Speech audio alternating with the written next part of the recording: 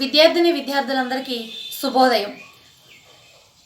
మొన్న మనం పాఠ్యాంశంలో అలంకారాలు అనే అంశం చెప్పుకుంటున్నాం. అందులోగా భాగంగా మనం అలంకారాలు రెండు రకాలు, శబ్దాలంకారం, అర్థాలంకారం అని చెప్పుకున్నాం. శబ్దాన్ని ఆశ్రయించుకుని వచ్చేది శబ్దాలంకారంగాను, అర్థాన్ని ఆశ్రయించుకుని వచ్చేది అర్థాలంకారంగాను చెప్పుకున్నాం. శబ్దాలంకారం తిరిగి 3 విధాలుగా విభజన చెందుతుంది అని చెప్పుకున్నాం. అనుప్రాస అలంకారం, యమకం, ముక్తాపదగ్రస్తం. మరి అనుప్రాస అలంకారం తిరిగి 4 విధాలుగా విభజన చెందుతుంది అని చెప్పుకున్నాం. అందులో భాగంగా 1 వృత్యానుప్రాస అలంకారం, 2 చాకానుప్రాస అలంకారం, లాటానుప్రాస అలంకారం, 4వది అంత్యానుప్రాస అలంకారం. మరి మనం వృత్యానుప్రాస అలంకారం గురించి మొన్న వివరణగా చెప్పుకున్నాం. వృత్యానుప్రాస అలంకారం నియమంగా మనం ఏం చెప్పుకున్నామమ్మా? ఒక హల్లు వాక్యంలో కానీ పాదంలో కానీ పదే పదే పలుమార్లు ఆవృతం అయితే గనక అది వృత్యానుప్రాస అలంకారానికి చెందుతుంది అని చెప్పుకున్నాం. ఉదాహరణగా చిటపట చినుకులు పటపట కురిసెను అని మనం చెప్పుకున్నాం. మరి ఇప్పుడు చేకానుప్రాస, రెండవది అయిన అనుప్రాస అలంకారాల్లో రెండవది అయిన చేకానుప్రాస అలంకారం గురించి మనం ఈరోజు తెలుసుకుందాం. దేని గురించమ్మా? చేకానుప్రాస అలంకారం.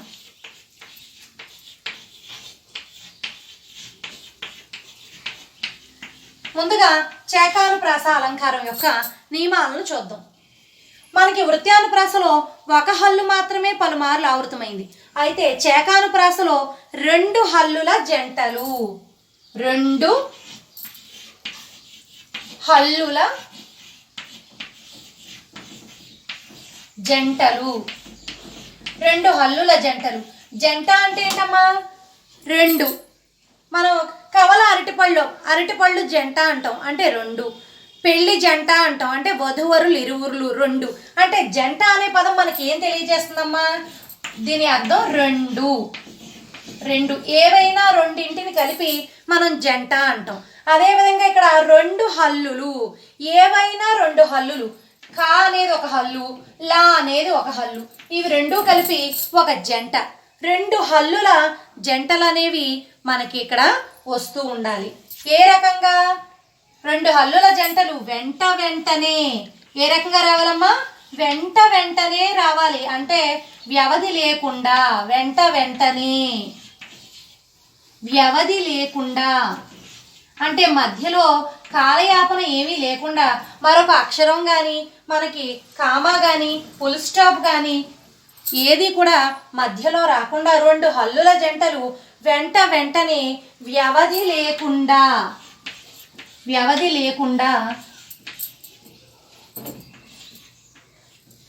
అర్ధభేదంతో, ఎలా అమ్మా? అర్ధభేదంతో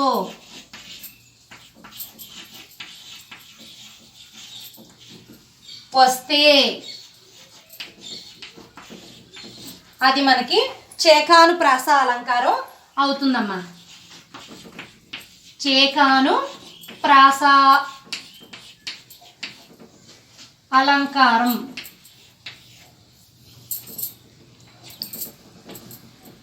చేకానుప్రాస అవుతుందమ్మా. చూడండి, 2 హల్లుల జంటలు వెంట వెంటనే వ్యవధి లేకుండా అర్ధభేదంతో వస్తే చేకానుప్రాస. దీనికి ఉదాహరణ చూద్దామమ్మా.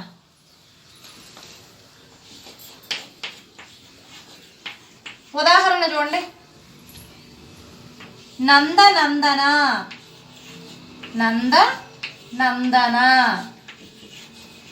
నీకు 100 వందనాలు, నీకు 100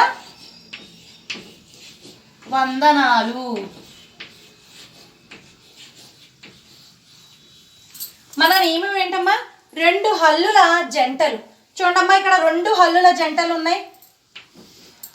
వెంట వెంటనే వచ్చినాయి అమ్మా, వ్యవధి లేకుండా. వీటి మధ్యన ఒక అక్షరం కానీ ఫుల్ స్టాప్ కానీ కామా కానీ ఏమీ లేవు. వెంట వెంటనే వ్యవధి లేకుండా వచ్చినాయి.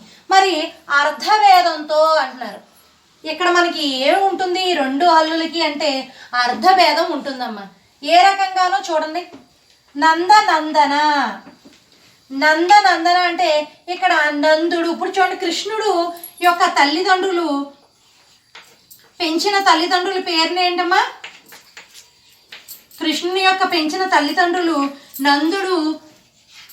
నందుడు యశోద. కృష్ణుని యొక్క తల్లిదండ్రులు నందుడు యశోద. ఇక్కడ నంద అనేది ఈ నందుడు అనే నామవాచక పదాన్ని తెలియజేస్తుంది. నందుని యొక్క కుమారుడు. నందన అంటే కుమారుడు. ఇక్కడ మనకి ఫస్ట్ నందన అంటే నామవాచకం పదంగాను, నామవాచక పదం అంటే పేరమ్మ, పేరు, అది ఒక పేరు.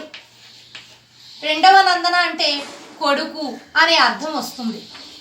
ఈ పదం యొక్క అర్థం వేరు, ఈ పదం యొక్క అర్థం వేరు. మొదటి నందన అంటే ఒక నామవాచక పదం అవుతుంది, కృష్ణుని యొక్క తండ్రి అని అర్థం.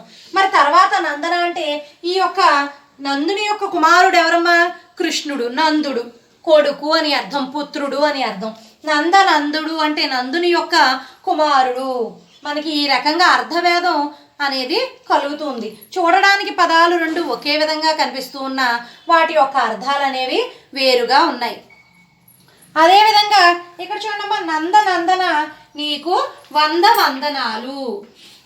100 అంటే ఏంటమ్మా? 100 అనే సంఖ్య, 100 అనే సంఖ్య. మరి వందనం అంటే ఏంటమ్మా? నమస్కారం,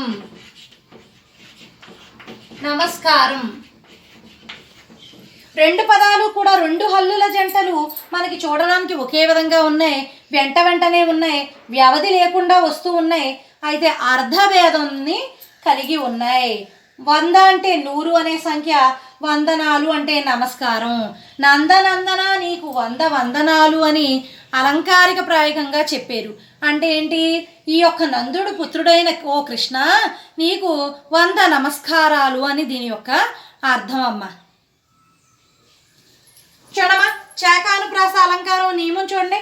రెండు హల్లుల జంటలు వెంటనే వ్యవధి లేకుండా అర్థభేదంతో వస్తే చేకానుప్రాస అలంకారం.